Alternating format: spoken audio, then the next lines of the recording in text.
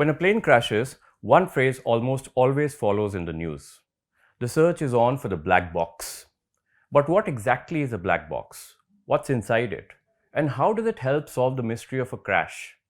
In this video, we will unpack the tech and science behind an aviation disaster's most vital clue. Let's get one thing out of the way before we begin. The black box is neither black nor a single box. It's actually two separate devices painted bright orange with reflective strips to aid their recovery. The genesis of flight recorders traces back to the 1930s when a French engineer began working on a data recorder equipped with sensors that projected about 10 parameters onto a photographic film. This film, which was sensitive to light and had to be stored in dark conditions, ran continuously in a light-tight box, hence the name black box.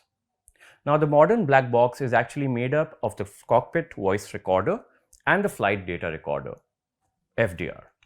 Together, they hold the audio and data history of the flight. The core of each recorder is a crash survivable memory unit, CSMU. Imagine a titanium-wrapped, heat-insulated vault roughly the size of a brick.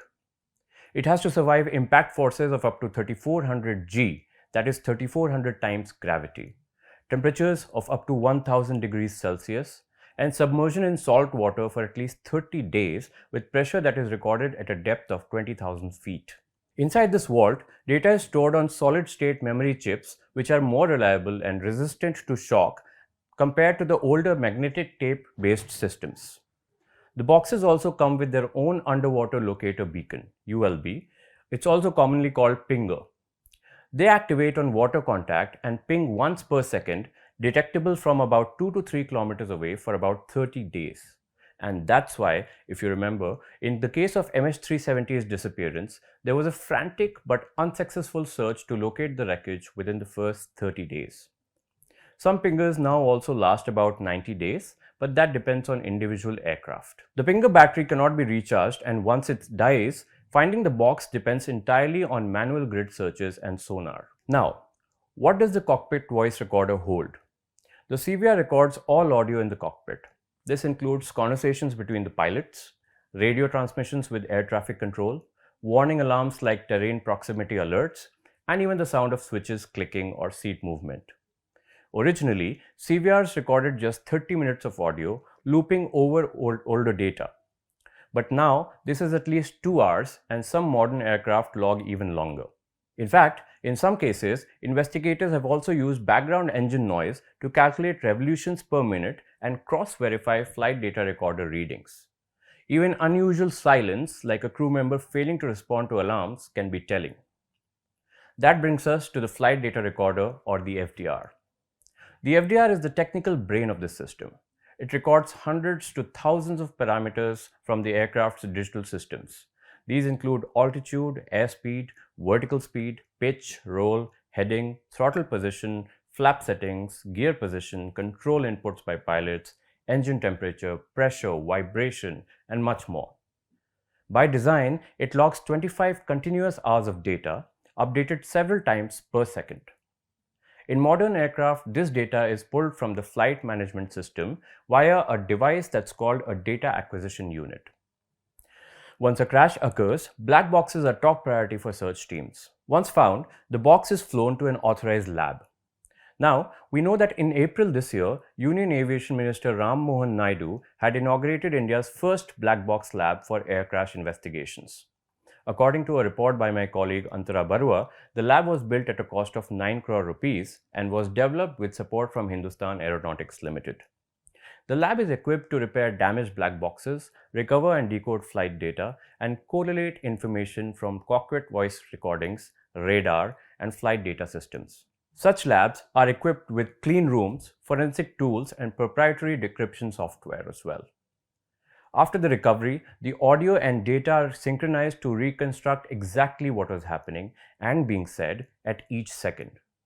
Let's talk about some cases where the black box revealed the reason behind the crash.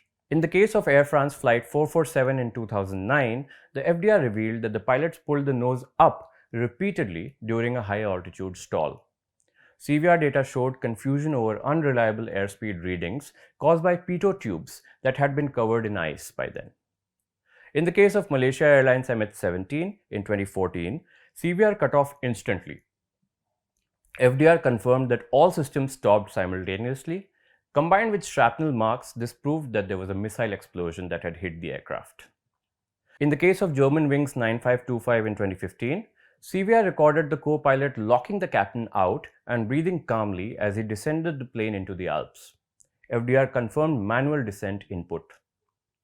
A question that is often asked is that can the black box be transmitted in real time? Well, as they say, this is the holy grail, real-time flight data streaming. In theory, all modern aircraft already generate the data, but streaming it via satellite is expensive and bandwidth heavy.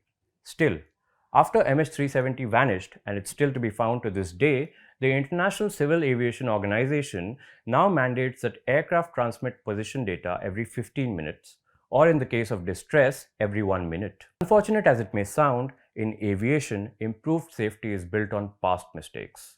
And the black box is how we remember, learn, and make sure the skies become safer for us. ThePrint won the support of discerning viewers and readers like you because of its responsible and high-quality granular coverage. In fact, even as we speak, 3 of our journalists, Mansi Phadke, Praveen Jain, and Krishan Murari, are on the ground in Ahmedabad, bringing you deep dive coverage of the Air India crash story. But this quality of journalism requires resources, and that means we need viewers and readers like you to consider taking subscriptions to support our work. Subscriptions to ThePrint come with a host of special privileges which you can find in the description below. I urge you to support us and help us produce more quality work.